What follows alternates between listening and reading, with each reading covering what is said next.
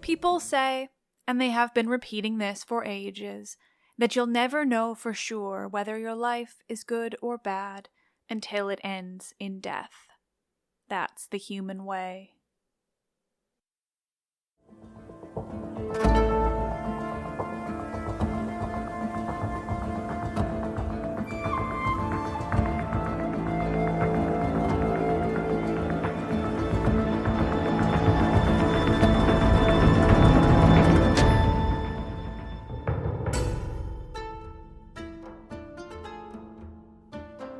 Oh yes, hello, this is Let's Talk About Myths, baby, and I am that host of yours, Liv. Well, what do we have here? Is it another Greek tragedy? But this time, about Heracles, or rather really about his wife, whose first lines I quoted at the top of this episode. Yes, that's right, today's episode is not only another Greek tragedy, some of my all-time favorite content to work for, but it's also a continuation on the Heracles series we've been covering the last couple of weeks. It's all been leading up to this. This is a big one. But let's not get ahead of ourselves. First, a huge thank you to Ash Strain, my resident Greek tragedy researcher. Ash is wonderful and has provided amazing notes for me, as always. Still, on a much less exciting and upbeat note, there are some things going on in the world that I want to mention or bring your attention to. First, early on Thursday, Texas announced a law that is just horrifying. It's beyond the pale. It's basically intending to get trans people killed and the people who help them imprisoned. It's dystopian, it's fucked, and I hope all my American listeners get loud and angry. And then, later on Thursday, or I suppose early Friday for Europe, Russia invaded Ukraine, and I don't want to make it sound like I know anything about what it would be like to have your country invaded in the middle of the night, or what it's like to experience war at all. Many other countries beyond Ukraine are faced with similar horrors, but right now Ukraine's is the loudest. So to my Ukrainian listeners, know that we're all with you, all rooting for you, and in awe of you as you defend your country. And to my Russian listeners too, many of us know that this is not all of your war. It's Putin's war, and that man doesn't speak for all Russians. But fortunately, this show is also here as an escape from the world's horrors. Kind of. Unfortunately, this was already written and planned before the invasion on Thursday, but it does contain specific references to war and its ancient horrors. So trigger warning, as it might be particularly tough to stomach for some. I won't be going into details, it isn't graphic, and it isn't about a war itself, just the after effects. So let's try to escape back into the mythological world of Heracles and all his many, many flaws. Diving right into this play by Sophocles, because look at me finally covering a play by Sophocles that isn't the Oedipus trilogy or that I covered so long ago. Sophocles deserves it. Today's play begins where we left off on Heracles and Deianeira's story last week. As I mentioned then, we return to Heracles and Deianeira many years after they were first married, when Heracles killed Nessos for trying or succeeding to assault Deianeira, many years after Nessos told Deianeira with whispered instructions that his own blood would be a powerful love potion, should she ever need it. Many years since Deianeira tucked that knowledge away, along with some of Nessos' blood, quite possibly mixed with his centaur semen. So many years down the line that, as I told you, Heracles and Deianeira have a son who's nearly grown, Hylos, and they live together in the region of Trachis. In fact, according to some dialogue in the play, it seems they actually have many sons, but it's only Hylos we're concerned with. The Trachiniae, or the Women of Trachis, is one of Sophocles' less famous, though certainly no less brilliant plays. Poor Sophocles often gets left in the dirt by me, and not because he wasn't brilliant, but just because I fucking love Euripides. Still, the last play I covered was Aeschylus, and now we're moving on to Sophocles. It's only fair that I give these other two playwrights their due. Where would we be without these three surviving tragedians? Thank the gods, their work survived, even if the work of so many others did not. Like many Greek tragedies, this play is named for its chorus, the Trachiniae, these women of Trachis. Trachis was on the mainland of Greece, west of Thermopylae, north of Delphi, so the internet tells me. There, Heracles and his wife Deianeira have settled down to start a family. They had their son, Hylos, not to be confused with Hylas, Heracles' boyfriend in the Argonautica, but also, is it a coincidence? Someone with better knowledge of ancient Greek, philology, and etymology might have a good reason one way or the other. I will simply explain that Hylos, the name of his son, is spelled very vaguely differently from Hylas, the name of his boyfriend who died at the hands of nymphs. Still, the point is, Heracles and Deianeira settled down in Trachis after the events with Nessos the centaur and the winning of Deianeira's hand in marriage, a phrase I truly loathe and yet is often necessary in these stories. They settled down, raised Hylos, and, one would hope, had a happy enough marriage.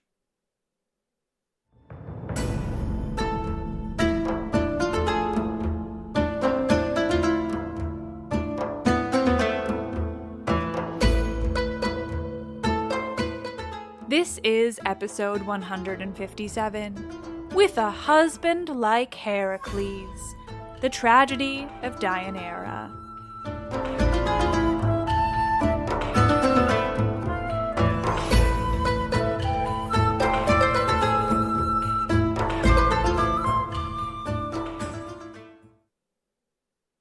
The opening lines of this play, spoken by Deianeira, are so beautiful and brilliant that I'm going to share them again.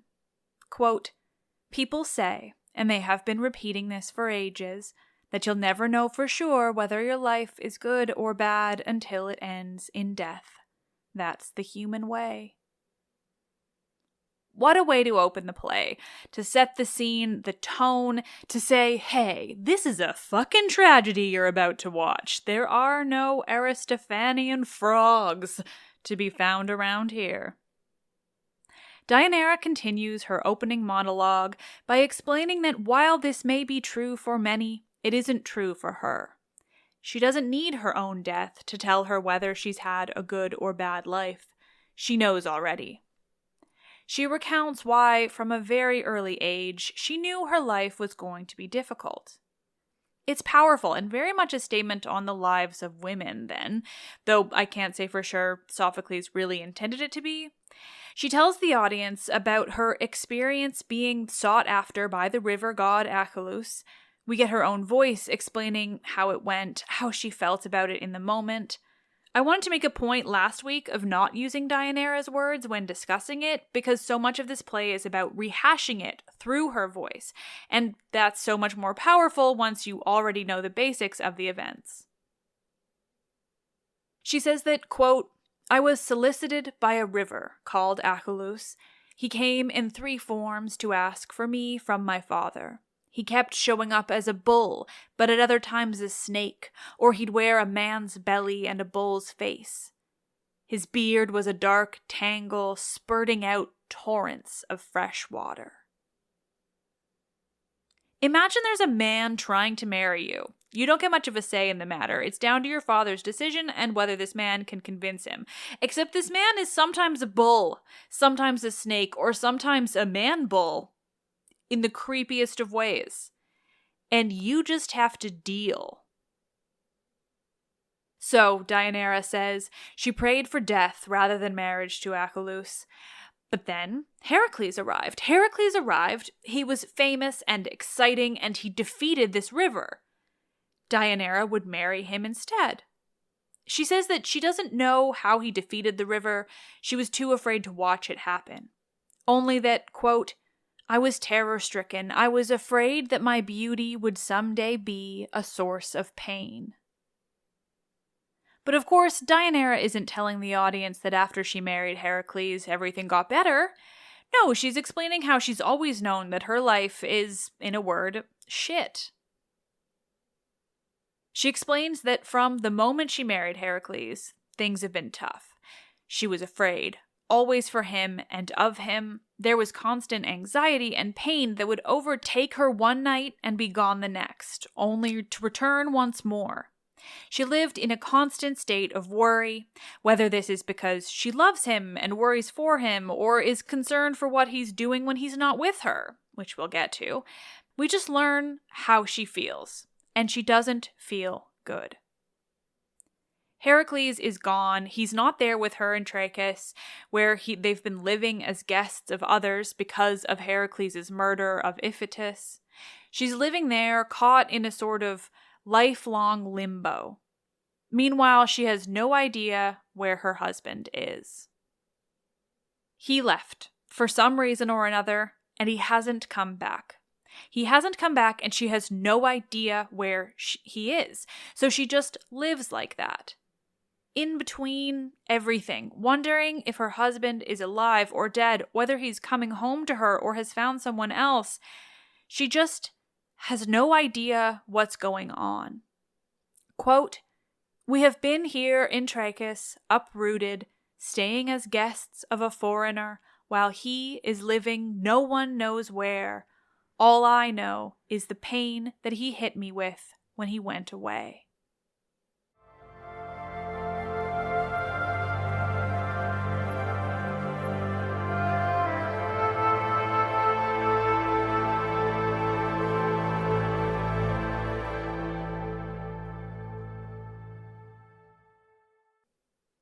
Deianeira finishes her opening monologue. It's sad and beautiful, and frankly just nice to have a woman open a play with a whole monologue about herself. If also about how depressed she is to have her husband away, possibly being sleazy. Deianeira finishes, and her servant, an unnamed enslaved woman who's there with her, comments on how sad Deianeira is that Heracles is away, and that he's been away for so long that they don't know when he's coming back or what he's been doing all the time. She suggests Deianeira send one of their sons, the obvious choice being Hylos, to find his father. And luck of lucks, it just happens that Hylos is approaching them at that moment. What a coincidence. Or fine, it's a play, so of course it would go that way. Still, Hylos is right there the moment this idea is presented to Deianeira, and so she asks him to go in search of his father, Heracles. In fact, she's a bit of a bitch about it, basically saying that, oh, can you believe it? This woman is enslaved, but she had a great idea. It's amazing that enslaved people can think like free people. Like, oof, Deianeira. I want to like you, so let's not keep up with things like that. Deianeira tells Hylos to go looking for his father, but Hylos already knows where he is, provided, he says, that the stories he's heard are true. Which is where I break off to explain the first issue in an ongoing Heraclean issue of messy timelines. Now, as I explained, perhaps too often, last week and the week before, Heracles' story is confusing, to say the least, and fragmentary. This is one of our best and most complete sources for much of it, and it's somewhat contradictory to others. Only though in terms of when certain things took place, or rather the issue is more so that the stories are independent, and it's only in this play that we have to rationalize any kind of time frame for Heracles' actions. The timeline itself will become clear, but for now it's just, well, it's messy. Because as always, we're dealing with oral traditions and regional traditions surrounding the most important and widespread hero of the Greek mythological world. But for now, as far as Deianeira knows, so far, his service to Omphale in penance for killing Iphitus, that has yet to happen. The killing of Iphitus has happened, that's why they're living in Trachis. Hylos goes on to tell his mother that not only does he know where his father Heracles has been all of this time, but in fact he's heard that the hero of heroes has been off in Lydia, living in service to a woman. Now, Hylos doesn't actually name Omphale here, or even say that she's the queen. She's just a Lydian woman. But we know better. Hylos goes on, telling his mother that while that's where Heracles was, he's gotten away from Omphale and is no longer living in or enslaved by her. Well, where the fuck is he now? Is a paraphrase of Deianeira's response. She is unsurprisingly both frustrated and shocked by this news that her son not only knows where his father is and has been all this time, but if Heracles isn't enslaved by Omphale, then why in the actual fuck is he not back home with his family, who are themselves still living under the shadow of the man he murdered? Oh, well, about that, Hylos doesn't say, but we wish he did. No, he only adds that Heracles is no longer in Lydia. Actually, he's just over in Euboea, pretty damn close by, where he's actually gone to war with the king Eurytus. What? Deianeira is in shock. She doesn't want to believe her son and this news about her husband. I mean, why? Why is he warring with Eurytus? Why is he so close by and isn't home? Still, the main thing that stands out to Deianeira when she hears this news from her son: Heracles had told her of Oechalia, where this King Eurytus is. Not only had he mentioned the place to her, but when he left all that time ago, he left her with a prophecy from the oracle. Surprise, surprise, it's a vague one. Deianeira tells Hylos that his father left her with this prophecy relating to Oechalia, and that it said, quote, "It would mean either the total end of his life, or else, once he'd taken this prize, from then on he'd be able to live the rest of his life in happiness." Vague, indeed. With this news, Hylos is certain that he will go in search of his father. He adds that he's not particularly worried because Heracles has always had good luck. But now that he knows that there is such a specific, if contradictory, prophecy relating to Heracles in Oechalia, he will go immediately. So with that, Hylos leaves for Oechalia, and the chorus of women of Trachis begin to sing. They sing of Heracles asking Helios, the sun god who sees all, to provide news of the hero. They sing of Deianeira, sick with sadness and anxiety, her constant and overpowering worry for Heracles' safety. Deianeira is, from the very beginning, a tragic figure. We get the clear sense that she is not happy. She hasn't been happy, and it's only going to get worse from here. Having a husband like Heracles doesn't seem ideal, but for Deianeira, it also feels like she's got maybe some undiagnosed / literally impossible to be diagnosed because she's ancient and mythological anxiety disorder. And maybe some depression too. Poor woman has some real unaddressed mental health issues. Not to say that she doesn't have things to worry about, but it feels like it goes beyond just worries and concerns. I feel for her. Still, this chorus tries to reassure Deianeira and tell her that she can't just worry forever. Zeus will care for Heracles. All will be well in the end. They tell her, quote, "The bright stars do not linger over mortals in the night. Both poverty and wealth shall fade away. They move in turn, joy and loss, arriving at the same door."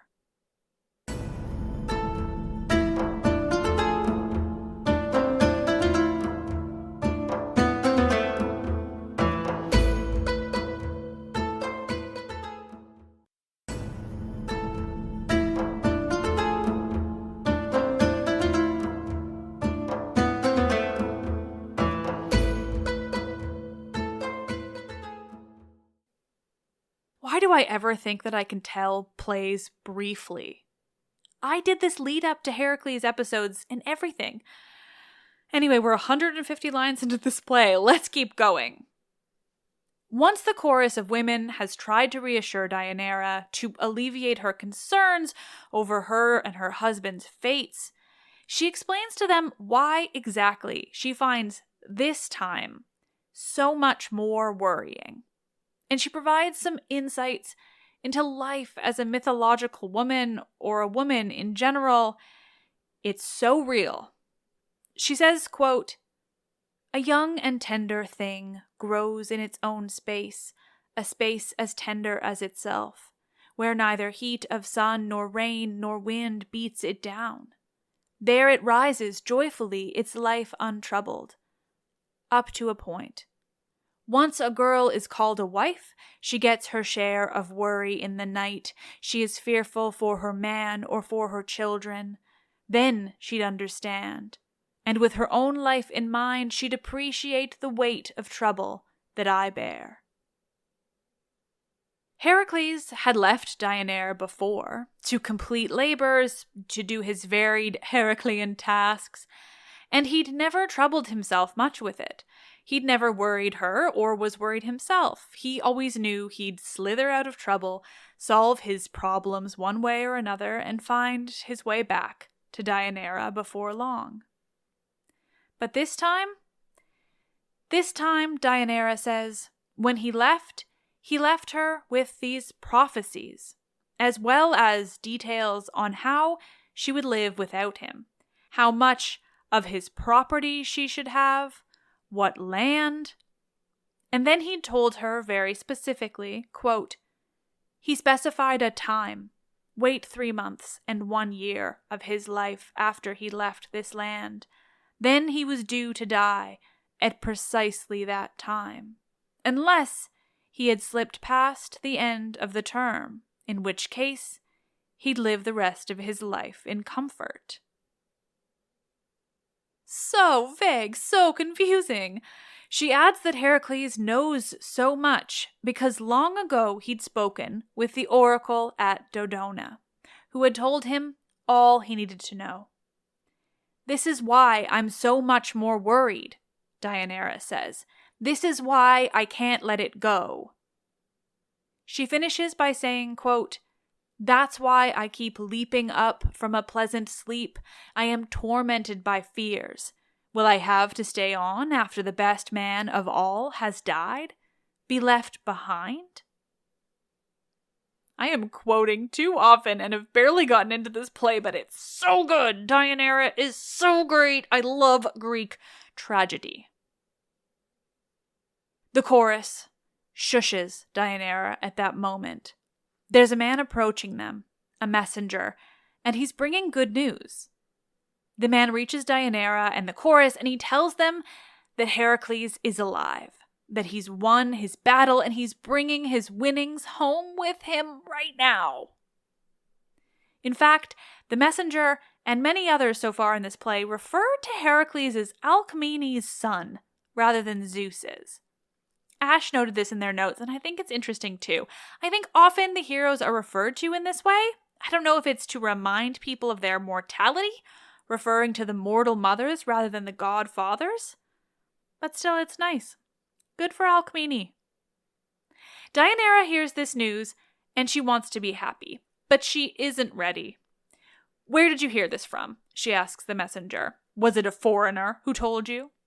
That, of course, would mean it's less convincing news. The messenger says he heard it from a herald, Heracles' herald, and that he's headed straight for Trachis to tell Deianeira what he'd heard. Still, Deianeira isn't ready. "Well, if it's good news, then where is this herald you heard it from? Where is Heracles?" she asks. "Why aren't they here bringing this good news?" The messenger explains that a herald is on his way. He's been waylaid by groups of excited people, all asking for news, asking him to tell the tale of Heracles' battle, his victory. He's on his way, the messenger promises Deianeira. And this is what it finally takes to convince her to become excited that Heracles could really be coming home. Deianeira calls to the chorus in celebration, and they in turn call to everyone around them, all to celebrate the return of Heracles. It's big news, it's a big day. He's finally coming home after all that time. It's good news. Ha ha ha, not really.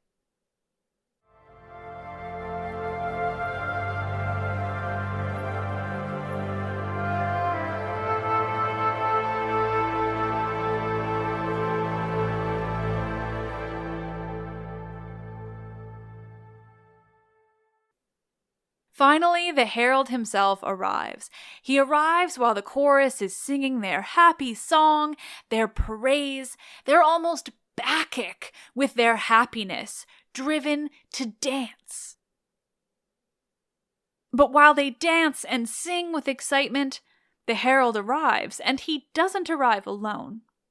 With him are captives, women, a number of them, but one stands out. The herald of Heracles brings with him a particular captive from this war with Eurytus. He brings Iole, Eurytus' daughter. If Deianeira clocks this, she doesn't show it. She wants to speak with the herald to get news of Heracles. When speaking to him, Deianeira seems less certain about this news of her husband, though the celebrations have already begun. She asks the herald for this news, and once again chides the lateness for such good news. She asks him bluntly, "Is Heracles coming home alive?" The herald, a man named Lycus, tells her that when he last saw Heracles, he was alive and well, strong, with no wounds or diseases. Where was this? Deianeira counters. On Euboea, he tells her, on a cape, where he's worshipping to Zeus in thanks for his success in this war. Is he doing this by choice? Has he vowed to stay behind in this way? Or was he required by an oracle? She asks. Basically getting to, why is he not back yet? He made a vow to do it, that he would worship in this way once he'd taken Eurytus' land, taken captive these women that I've brought with me, the herald tells her. Yes, these women, Deianeira notes now. Who are they? She adds, quote, I pity them, or have their troubles stolen my wits. These captives, these women were hand-picked by Heracles, Lycus tells her, hand-selected for enslavement when he'd sacked their city, the horrors of ancient war. Deianeira isn't concerned with these women, though. She's still more concerned with where her husband is, and where he has been for all this time. She asks this of Lycus. Is this where he's been all this time? With all these delays? He spent the whole time besieging this city of Oechalia? Lycus responds, no.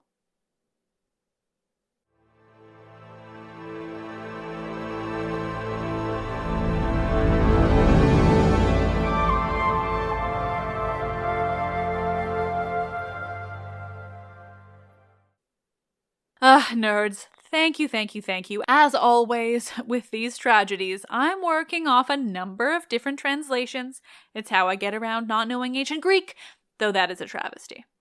For today's episode, in fact, Ash referred to 2 different translations in their notes, and I've referred to another. I'm not going to name them all here, but you can find a list of the different translations we referred to in the episode's description. All quotes are from the Meineck translation that was so generously recommended by past guest and Sophocles lover Amy Pistone, who, spoilies, will absolutely be joining me to talk Sophocles and all things Trachiniae very soon. Well, you all know how much I love Greek tragedies. They're such a fascinating way of looking at myths, because of course they are themselves based on myths, but often we don't have a ton of sourcing on the myth they're based on and have to frame our own knowledge of the myth based on this tragedy. But tragedies are in themselves fiction, just like movies, even if they're based on true stories, are fictionalized. It's tough to say how much of this applies to this particular play, but in general, it's an interesting thing to think about when it comes to tragedies broadly. It's like basing all of our knowledge of, say, history on like one historical fiction adaptation movie. It's just wild. Like Medea, Euripides added the bit about her killing her kids. Like, that's not in the myths that we know of, separate from Euripides. Like, what a change! And Oedipus, what we have on him primarily comes from Sophocles' plays, but we know for a fact that his story was a huge and major myth of the time. It was a subject of a major epic poem, but that's lost. But what isn't then lost is a much later Roman period epic based on it? Ugh! Anyway, I'm rambling, as always, because I just start thinking about this stuff, and then my brain goes wild because there's so much to think about. Phew. Back next week with more of Sophocles' Trachiniae, the tragedy of Deianeira, and Heracles too, I guess. Let's Talk About Myths, Baby is written and produced by me, Liv Albert. Michaela Smith runs a YouTube account where episodes are uploaded and captions are being added for greater accessibility. Michaela also handles research, wonder, promotional images, and so much more, including general moral support. And gods know, that's huge. The podcast is hosted and monetized by the fine folk at Acast. And again, get loud, people of Texas and America generally, and stay safe and strong, people of Ukraine. I wanted to address this at least a little bit because it's going on in the world, and I do try to address, especially the thing in Texas. It's just fucked up, and, you know, trans people need our help and support, and that's something I can do by spreading the word. Obviously, when it comes to Ukraine, gods, everybody already knows what's going on because it's horrifying and it's in the news everywhere. And I just thank you all. Let's all do our part to support Ukraine and the Ukrainian people in whatever way that we can. As well as every country dealing with something similar, war in any way. This one is the loudest, but these issues worldwide should be our concern. I am Liv, and I love this shit.